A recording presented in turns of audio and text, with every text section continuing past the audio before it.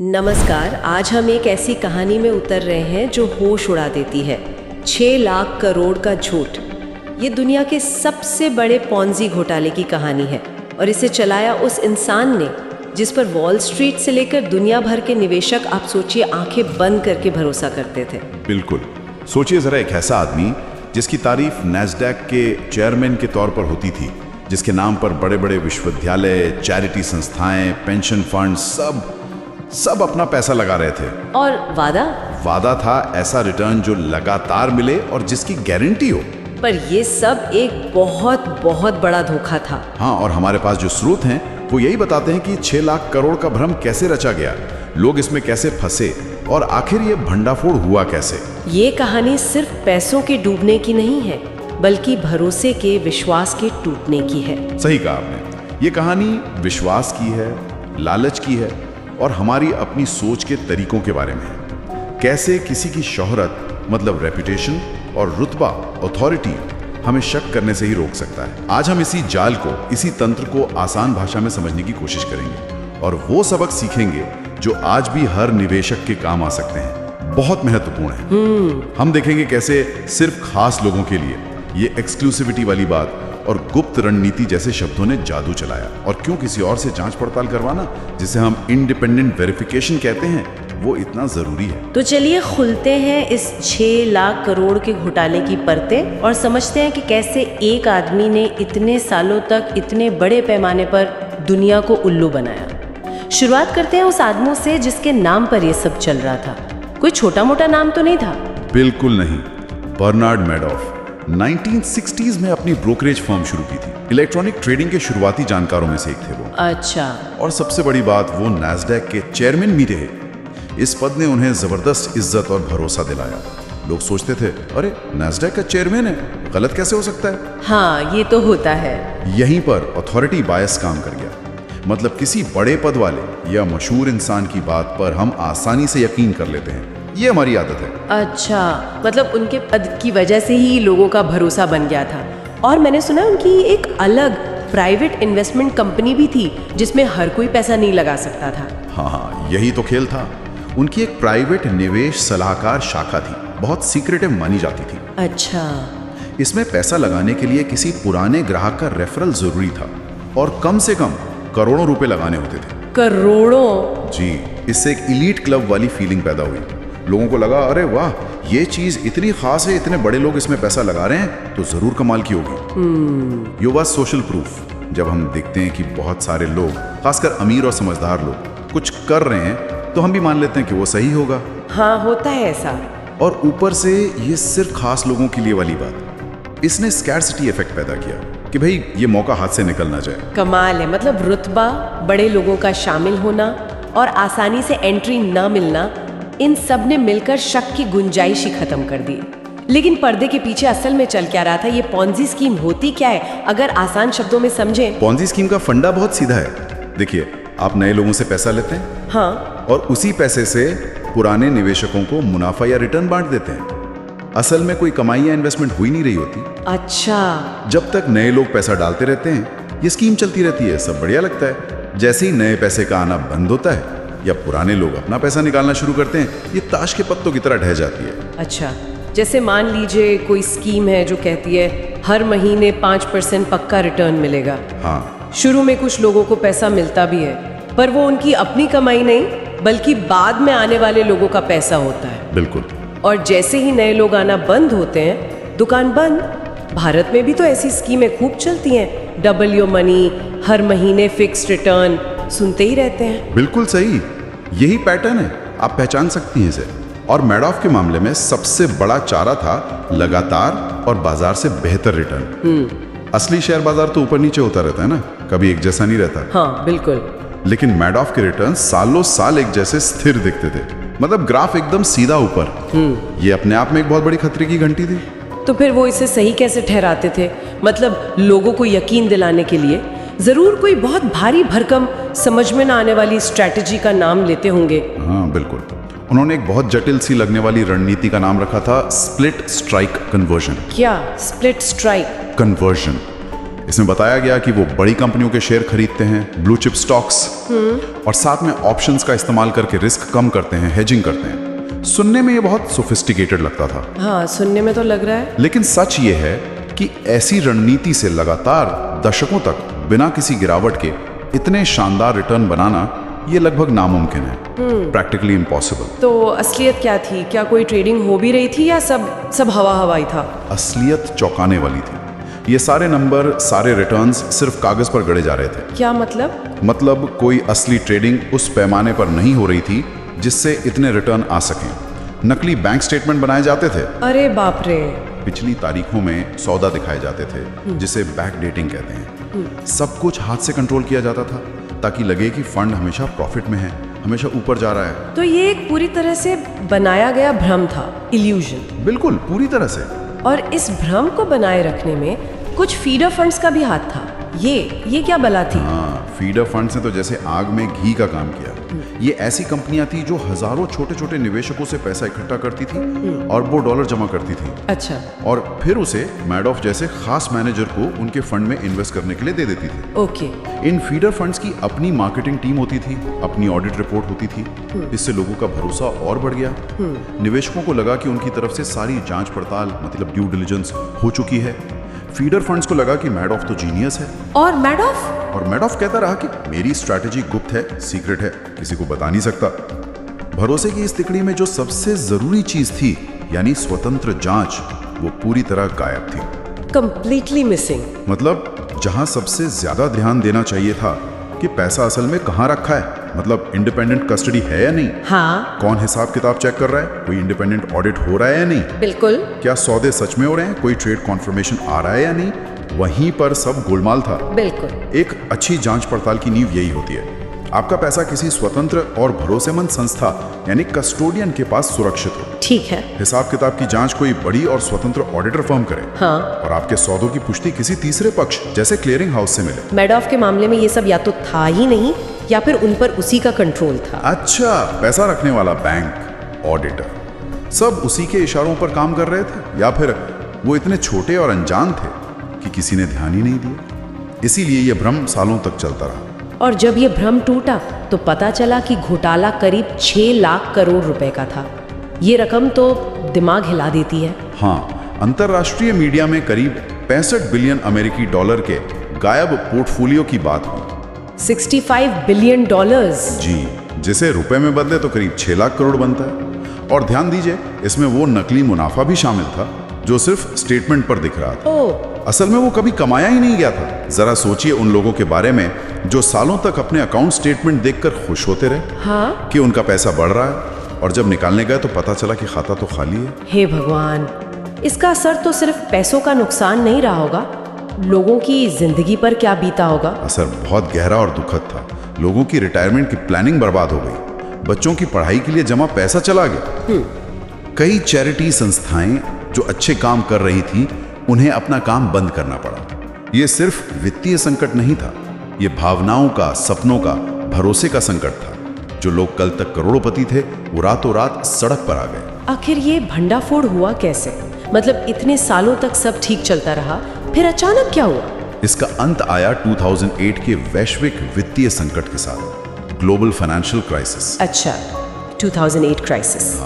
जब दुनिया भर के बाजार पूरी तरह गिरे तो निवेशक डर गए और उन्होंने अपना पैसा मैडॉफ के फंड से निकालना शुरू कर दिया। विड्रॉल्स बढ़ गए। उसी समय नए निवेशक भी आने बंद हो गए। अब पॉन्जी स्कीम का यही उसूल है, जब पैसा बाहर जाने लगे और नया पैसा आना बंद हो जाए तो खेल खत्म। अच्छा।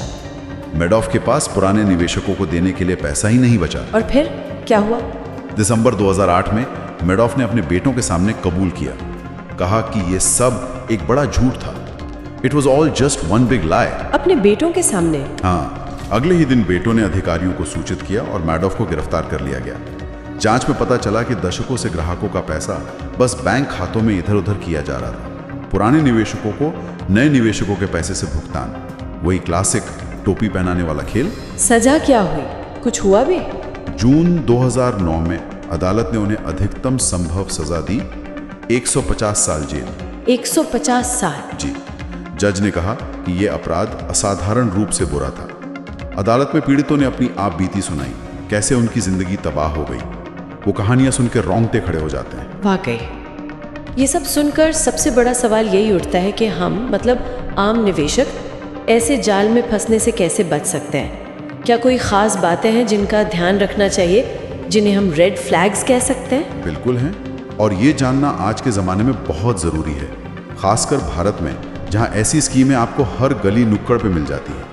कुछ सीधे सवाल हैं जो किसी भी निवेश के मौके पर पूछने चाहिए, एक तरह की चेकलिस्ट। अच्छा, जैसे कि पहला क्या है? पहला, क्या रिटर्न गारंटीड हैं? शेयर बाजार या किसी भी असली निवेश में गारंटी जैसा कुछ नहीं होता। गारंटी शब्द सुनते ही कान खड़े हो जाने चाहिए। ओ लॉर्ड। ठीक है। हाँ। और दूसरा, क्या रिटर्न हमेशा एक जैसे स्थिर रहते हैं, चाहे बाजार ऊपर जाए या नीचे? ये नामुमकिन है। असली निवेश में उतार चढ़ाव होता है, वोलेटिलिटी होती है। अगर कोई कहे हमारे यहाँ नुकसान होता ही नहीं, तो वो झूठ बोल रहा है। ठीक है। तीसरा, क्या हिसाब किताब की जांच मतलब ऑडिट कोई जानी मानी स्वतंत्र कंपनी करती है? क्या आपको ऑडिट रिपोर्ट देखने को मिलती है? क्या सौदों की पुष्टि किसी बाहरी संस्था से मिलती है? अगर मैनेजर खुद ही अपना ऑडिटर है या ऑडिटर का नाम किसी ने सुना ही नहीं, तो ये बहुत बड़ा रेड फ्लैग है। ये जरूरी है। चौथा, क्या निवेश की रणनीति जो स्ट्रैटेजी है वो आपको समझ में आ रही है, या उसे गुप्त फॉर्मूला या कॉन्फिडेंशियल स्ट्रैटेजी कहकर टाला जा रहा है? अगर कोई समझा नहीं सकता कि पैसा कैसे बन रहा है, तो शायद पैसा बन ही नहीं रहा। पारदर्शिता, ट्रांसपेरेंसी बहुत जरूरी है। बिल्कुल। पांचवा, क्या आपको फोमो महसूस कराया जा रहा है, मतलब फियर ऑफ मिसिंग आउट, मौका चूकने का डर? हाँ। जैसे ये स्कीम सिर्फ खास लोगों के लिए है, सीटें लिमिटेड हैं, जल्दी करो वरना मौका निकल जाएगा। ये अक्सर जल्दबाजी में फैसला करवाने की चाल होती है। सही बात है। छठा, पैसा निकालने की शर्तें क्या हैं? लिक्विडिटी कैसी है?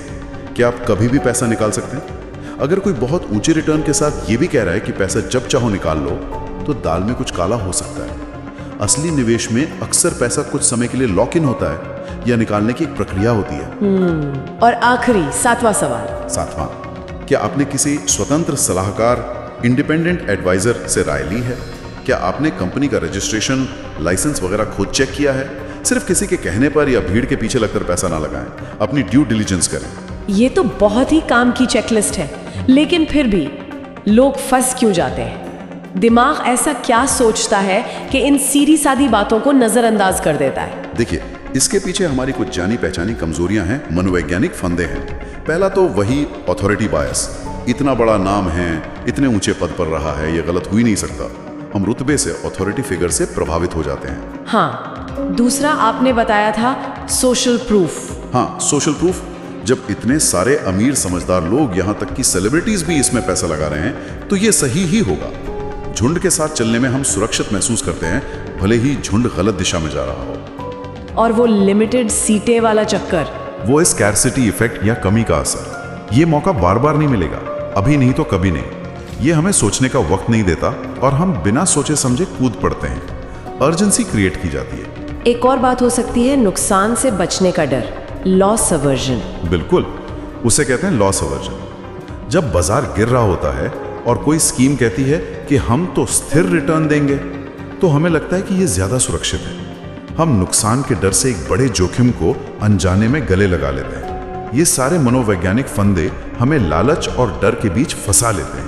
यानी सिर्फ स्टेटमेंट पे हरे नंबर देखना काफी नहीं है, ये देखना जरूरी है कि वो नंबर आ कहां से रहे हैं और उनकी पुष्टि कौन कर रहा है। वेरिफिकेशन इज की। एकदम सही कहा आपने। बिना जांच पड़ताल के हरे नंबर सिर्फ स्याही हैं, पैसा नहीं। सौदों की पुष्टि, ट्रेड कंफर्मेशन किसी स्वतंत्र क्लियरिंग हाउस या ब्रोकर से आनी चाहिए।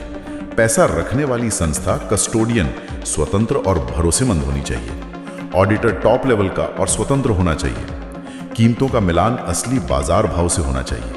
अगर मैनेजर ही सब कुछ कर रहा है, पैसा भी रख रहा है, ट्रेड भी कर रहा है, ऑडिट भी खुद ही करवा रहा है या किसी मिलीभगत वाले से, तो समझ लीजिए खतरा बहुत ज्यादा है। सेपरेशन ऑफ ड्यूटीज होनी चाहिए। भारत में भी तो यही पैटर्न दिखता है ना। अक्सर सुनते हैं हर महीने 2-3% फिक्स्ड, क्रिप्टो बॉट जो कभी हारता नहीं, रियल एस्टेट में गारंटीड रिटर्न। हाँ बिल्कुल, ये वादे बहुत आम हैं। कोई भी स्कीम जो नए लोगों के पैसे से पुरानों को भुगतान कर रही है या जो रजिस्टर्ड नहीं है, जिसकी रणनीति छुपी हुई है, वो पॉन्जी या पिरामिड स्कीम हो सकती है। रेगुलेटर से रजिस्टर्ड होना भी गारंटी नहीं है, लेकिन जो रजिस्टर्ड ही नहीं है उससे तो दूर ही रहना चाहिए। हाँ, सेबी या आरबीआई जैसी संस्थाओं की वेबसाइट पर रजिस्टर्ड कंपनियों की लिस्ट चेक करना एक पहला कदम हो सकता है। Basic check. तो ये जो 6 लाख करोड़ का आंकड़ा है, ये सिर्फ डराने के लिए नहीं है। इसका सबक क्या है? नहीं, इसका सबक बहुत गहरा है। सबक ये है कि स्टेटमेंट पर दिखने वाले नंबर तब तक आपकी दौलत नहीं है जब तक उनकी स्वतंत्र पुष्टि ना हो। असली बाजारों में उतार चढ़ाव आता है। अगर कोई कहे हमारे यहाँ गिरावट नहीं आती, तो वो निवेश नहीं, धोखा बेच रहा है। बिना जोखिम के ऊंचा रिटर्न जैसी कोई चीज नहीं होती। रिस्क और रिटर्न साथ साथ चलते हैं। क्या ऐसे घोटालों में फंसा हुआ पैसा वापस मिलने की कोई उम्मीद होती है? रिकवरी होती है, लेकिन बहुत मुश्किल से होती है, बहुत धीरे होती है और पूरी कभी नहीं होती। मैडॉफ मामले में भी सरकार ने एक ट्रस्टी नियुक्त किया, जिसने कुछ संपत्तियां जब्त की, कुछ पुराने निवेशकों से पैसा वापस लिया, जिसे क्लॉबैक्स कहते हैं, और अरबों डॉलर पीड़ितों में बांटे। अच्छा, कुछ तो मिला। हाँ, कुछ मिला, लेकिन जो कागजी मुनाफा था वो तो कभी था ही नहीं, तो वो वापस कैसे मिलता? इसलिए बचाव ही सबसे अच्छा इलाज है। Prevention is better than cure. रोकथाम ही सबसे बड़ी सुरक्षा है। तो आज के युवा निवेशकों के लिए या किसी के लिए भी जो अपनी मेहनत की कमाई को सुरक्षित रखना चाहती है, मुख्य सबक क्या है? टेकअवेज। कुछ बुनियादी बातें हमेशा याद रखनी चाहिए। पहला, अपनी जानकारी बढ़ाएं। Educate yourself. किसी भी स्कीम में पैसा लगाने से पहले खुद रिसर्च करें। दूसरा, किसी व्यक्ति की शोहरत पर नहीं, प्रक्रिया पर, प्रोसेस पर भरोसा करें। स्वतंत्र कस्टोडियन, स्वतंत्र ऑडिटर, स्वतंत्र पुष्टि।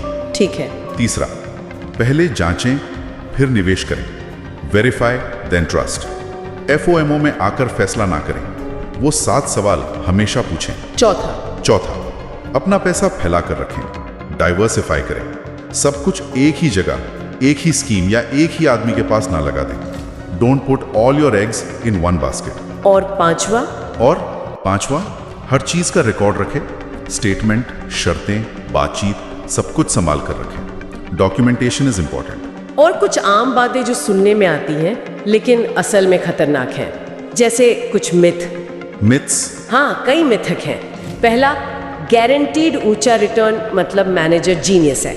गलत। गारंटीड प्लस ऊंचा रिटर्न इज इक्वल टू खतरे की घंटी, रेड फ्लैग। दूसरा, ये सिर्फ बड़े लोगों के लिए है मतलब सुरक्षित होगा। गलत। ये सिर्फ बेचने का तरीका हो सकता है, एक्सक्लूसिविटी दिखाने का, सुरक्षा की गारंटी नहीं। तीसरा मिथक, कंपनी रेगुलेटर के पास रजिस्टर्ड है मतलब धोखा नहीं होगा। गलत।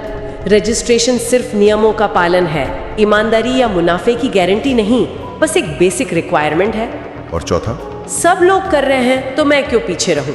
Herd mentality. भीड़ के साथ चलना अक्सर गड्ढे में गिरा देता है। इंडिपेंडेंट थिंकिंग जरूरी है। तो कुल मिलाकर अगर कोई ऐसा प्रस्ताव लेकर आए, भाई साहब बहन जी, महीने का 2-3% पक्का, पैसा जब चाहो निकाल लो, नुकसान बिल्कुल नहीं, बस मेरे कहने पे लगा दो, सीटें कम है, तो तुरंत समझ जाना चाहिए कि ये एक जाल हो सकता है। बिल्कुल। फौरन अपनी वो 7 सवालों वाली चेकलिस्ट निकालें। अगर जवाब गोलमोल मिले या सामने वाला गुस्सा हो जाए या टालम टोल करे, तो बस नमस्ते कहकर निकल लें। आपका पैसा आपकी मेहनत का है, उसे सोच समझ कर लगाएं। Protect your capital. तो इस 6 लाख करोड़ के झूठ की कहानी से हमने बहुत कुछ सीखा। सबसे बड़ा सबक शायद यही है, जो चीज सच होने के लिए बहुत ज्यादा अच्छी लगे, वो अक्सर सच होती नहीं है। Too good to be true. सही कहा। गारंटीड रिटर्न, गुप्त रणनीतियां, हद से ज्यादा एक्सक्लूसिविटी, ये सब खतरे के सिग्नल हैं। सबसे जरूरी है स्वतंत्र जांच पड़ताल। ये जानना कि आपका पैसा किसके पास है, कौन उसे चेक कर रहा है और क्या दावे असली हैं भी या नहीं। Independent verification. कागज पर दिखने वाले नंबर तब तक आपकी संपत्ति नहीं बनते जब तक उनकी स्वतंत्र पुष्टि न हो। असली बाजार ऊपर नीचे होता है। अगर कोई कहता है हमारे यहाँ सिर्फ ऊपर जाता है, तो वो निवेश नहीं, भ्रम बेच रहा है। बिल्कुल। ये कहानी याद दिलाती है कि किसी व्यक्ति के नाम या भरोसे से ज्यादा जरूरी है प्रक्रिया पर, प्रोसेस पर भरोसा करना। स्वतंत्र पैसा रखने वाला मतलब कस्टोडियन, स्वतंत्र जांच करने वाला यानी ऑडिटर, और पारदर्शी रिपोर्टिंग।